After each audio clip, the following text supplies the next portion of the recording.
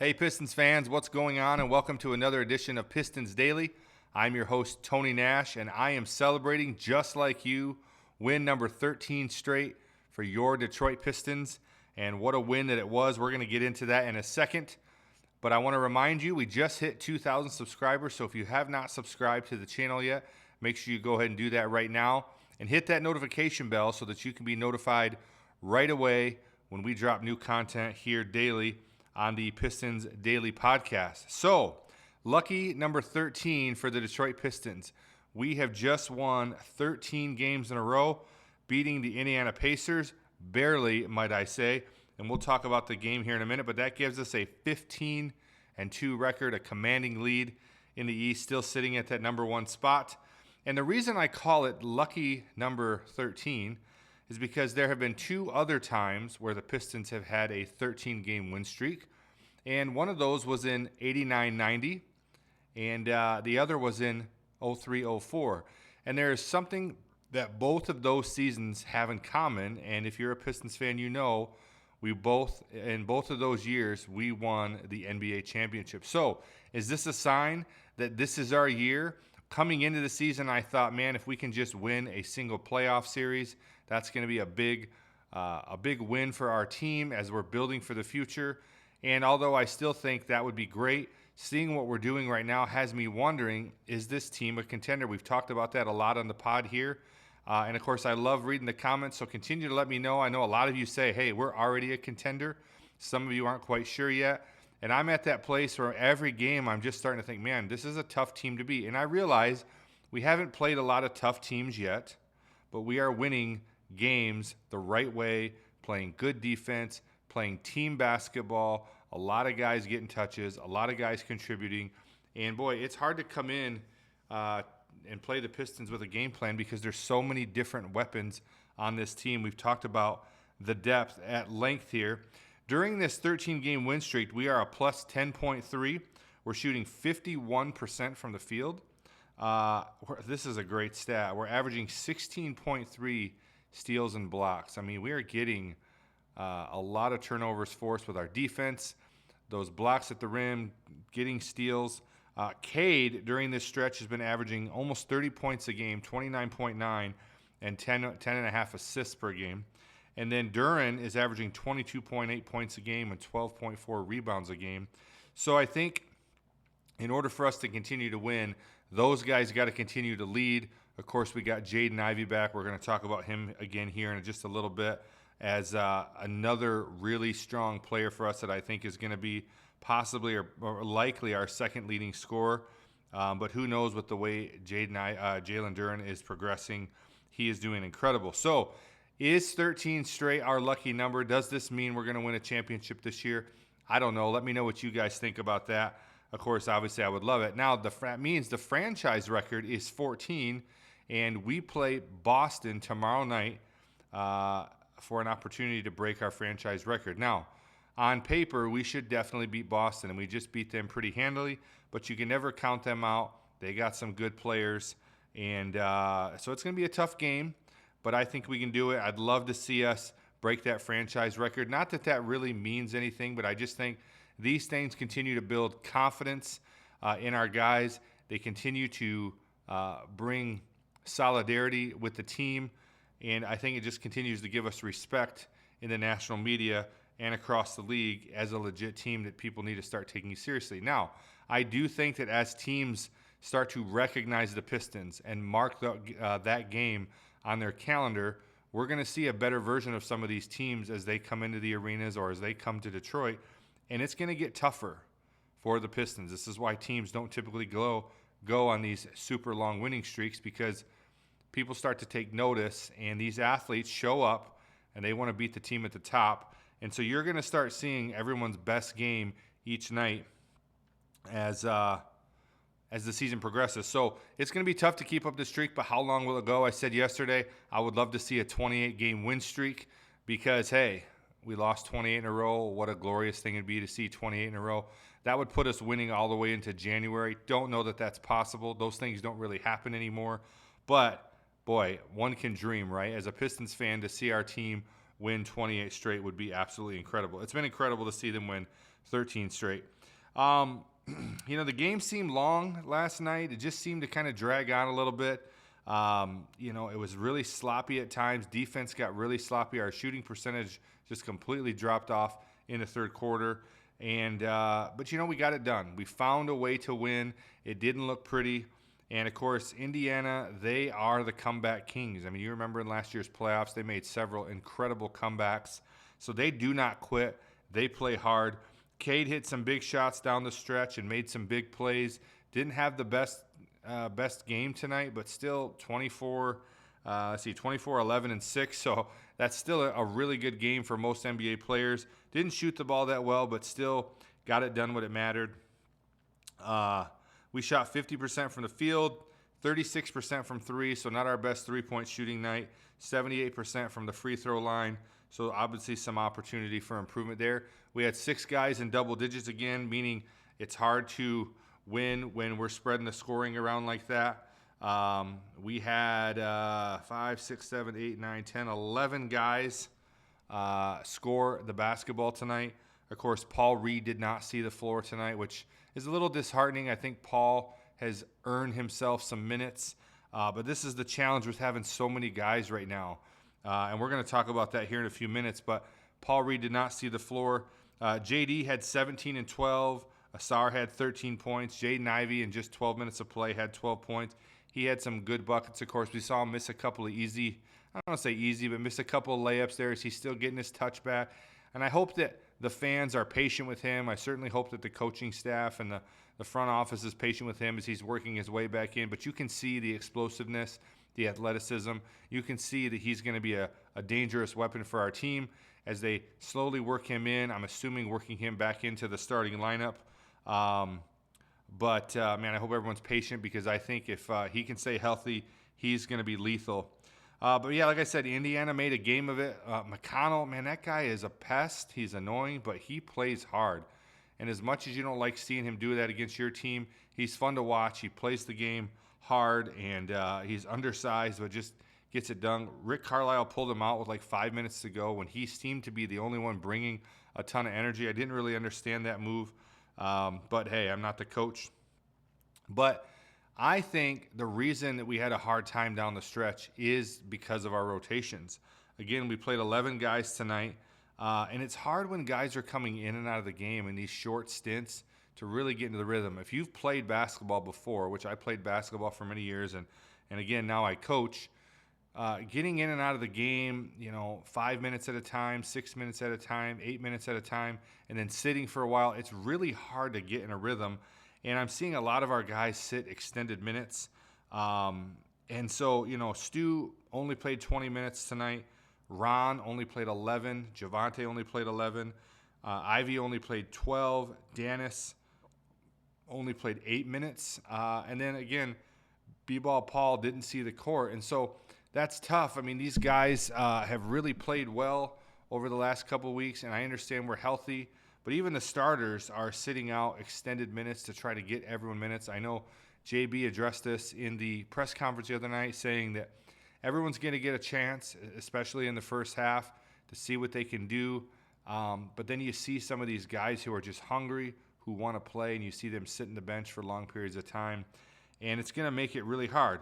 But it's also really hard to guard the Pistons when you have 6 guys in double digits and you have 11 different guys score the basket.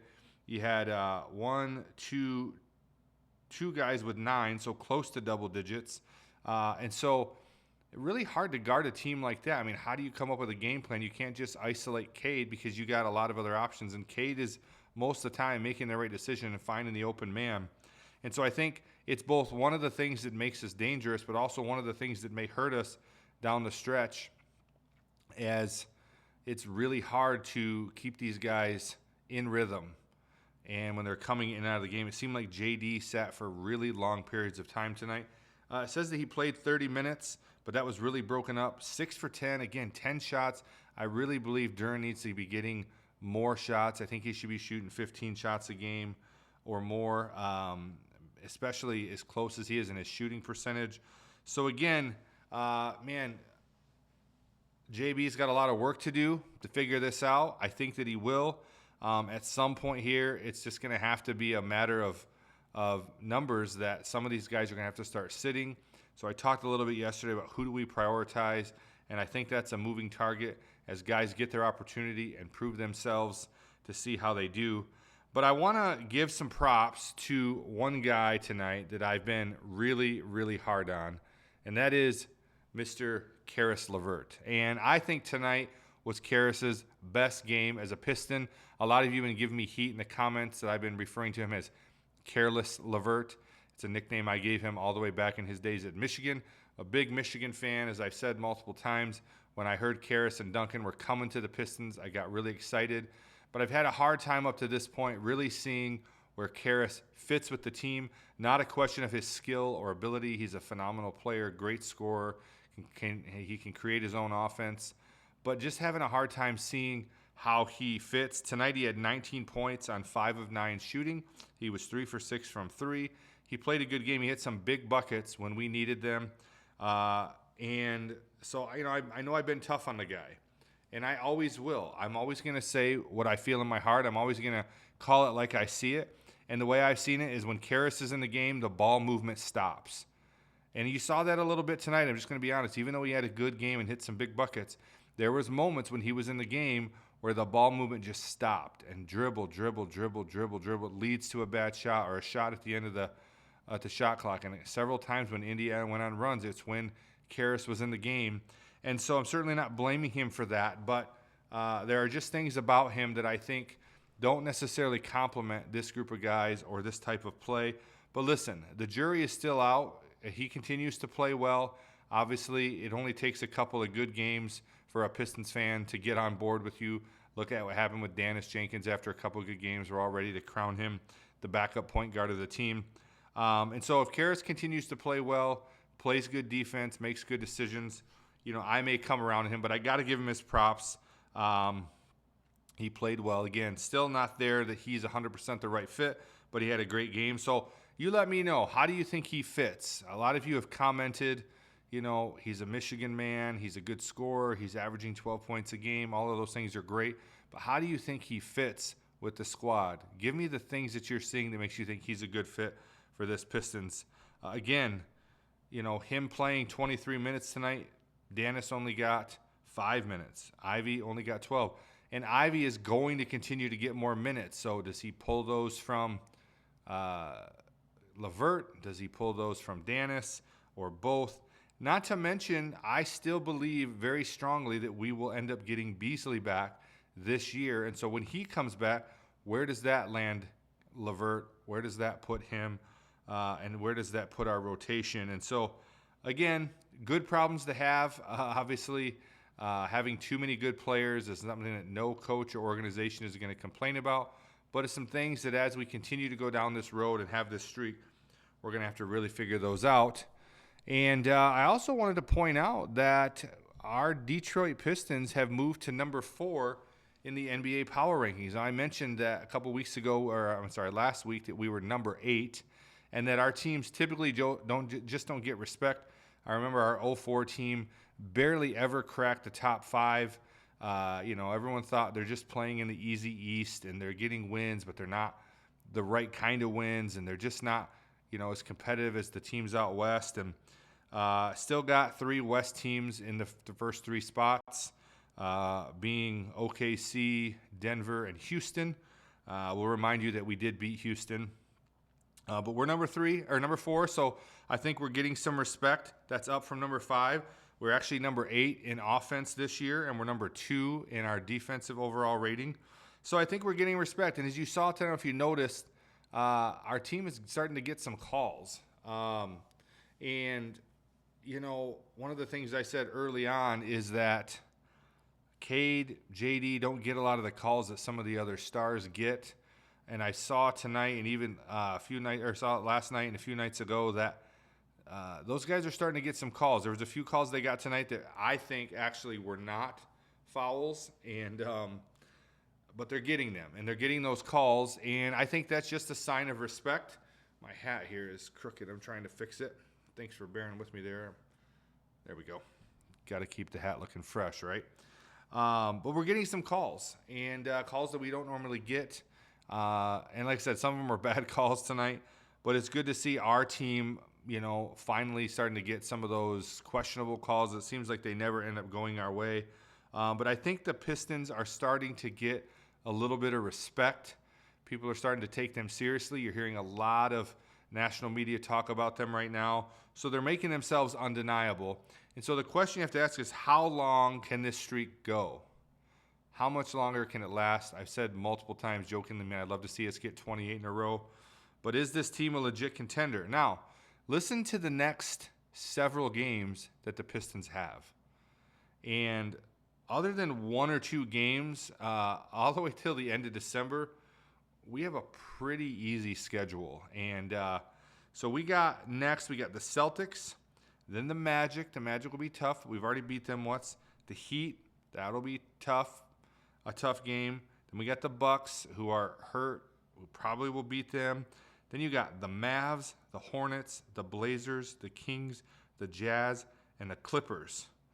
So that could put us at 14, 15, 16, 17, 18, 19, 20, 21, 22, 23 games straight when we come up on the 30th of December to play the Lakers. The Lakers is probably the first real challenge in that stretch that we're going to have. Again, there's no easy win in the NBA. Every team in the NBA is phenomenal. Every win in the NBA is hard. Even though teams have bad records, all of the players on these teams are studs. Every team's gonna have a good night once in a while, and some guy's gonna come off the bench, or one of their players are gonna step up and have a 30, 40-point night. It just happens. So every win is respectable. But man, I tell you what, the next 10, 11 games look very, very winnable. And so this streak could continue to go as long as the Pistons continue to take it seriously and don't get lax. And then again, on December 30th, we come up against the Lakers in Detroit. I'll be at that game, so that'll be a lot of fun to watch. I don't know if you saw, but Draymond Green is saying that he thinks the Pistons right now are the team to beat in the East. He thinks they're the team that has the best shot of coming out of the East. So again, Draymond's a Michigan guy. He's always talked favorably of the Pistons. But, he wasn't capping.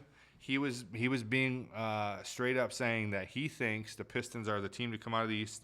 So, as always, I want to hear what you think from a fan's perspective, but from someone who's just understands the game and understands our competition, who we have to go up against in the East. What about the Knicks? What about the Cavs? What about the Raptors? They're looking good. And so there's some serious competition, and of course, some of these players, some of these teams are going to start to get guys back.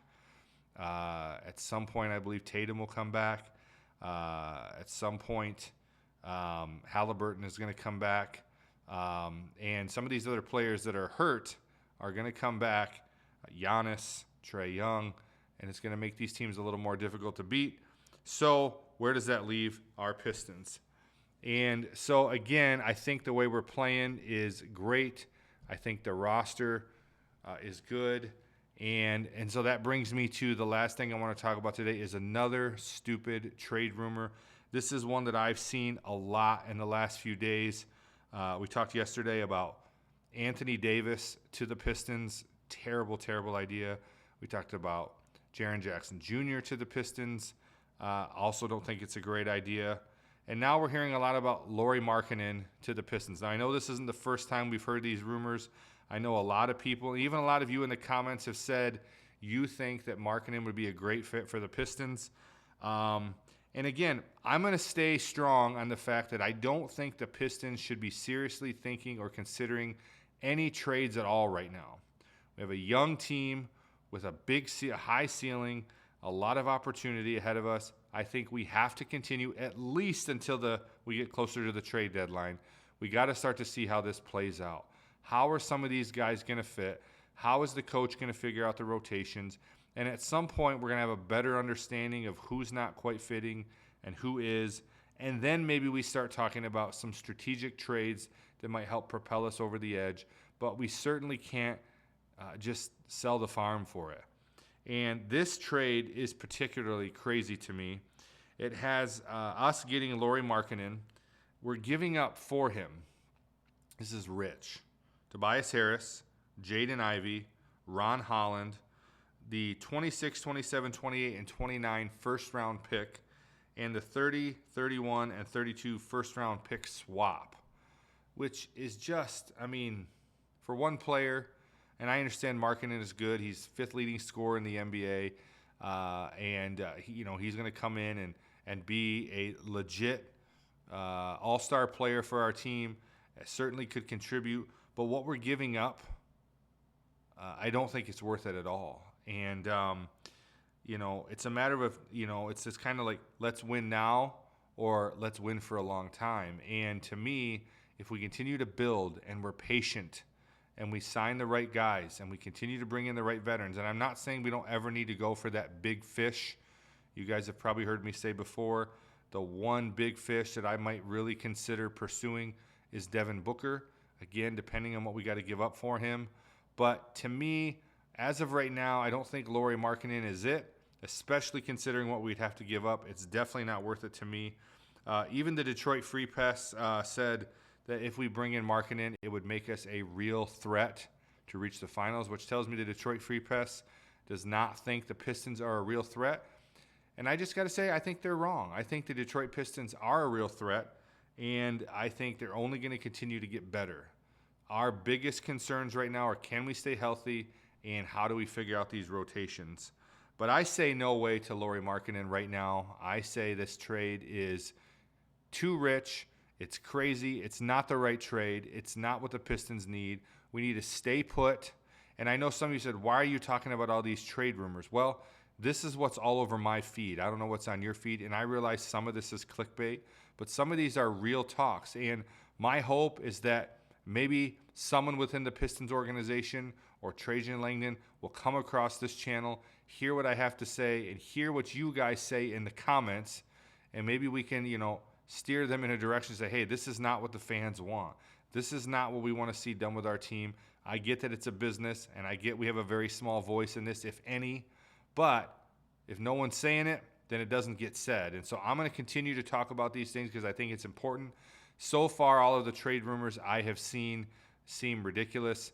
I've heard Zach LaVine, which I'm going to talk about tomorrow, and a few others, which we will continue to bring you as we hear about them. And if you hear of trade rumors, let us know in the comments.